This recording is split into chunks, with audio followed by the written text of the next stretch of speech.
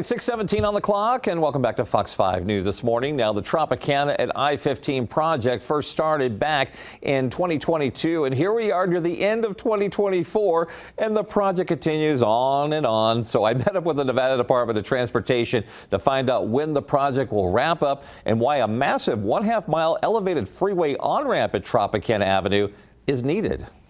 You'll see that it's wider, it's larger, it's higher up as well.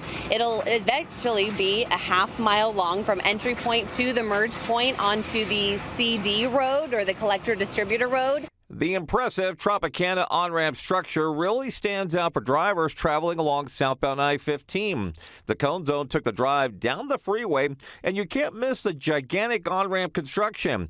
But according to INDOT, it's all about major connectivity changes coming to Dean Martin Drive. So this is also going to be key to the Dean Martin connection, where Dean Martin will eventually go underneath Tropicana.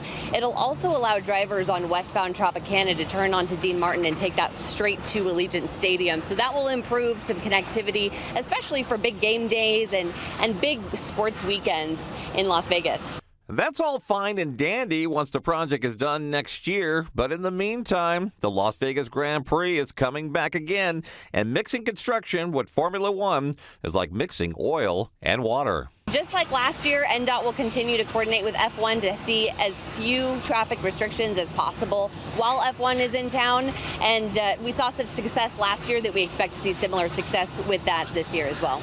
The Tropicana at I-15 project has been running about 4 to 6 months behind schedule. Back in 2023, the cone zone was told by the Nevada Department of Transportation that the project would be completed by the end of this year. With supply chain issues, however, and delays relocating utilities, including power line infrastructure, most of the project is now slated to be completed by March of next year. Traffic has been a messy squeeze over the last 2.5 years along I-15 near Tropicana, so I asked INDOT this final question. Any timeline when we're going to see all 5 lanes reopen and maybe getting that HOV lane back? I did confirm, actually, with project crews, we expect to see those back open to 5 lanes and back as normal by winter of this year.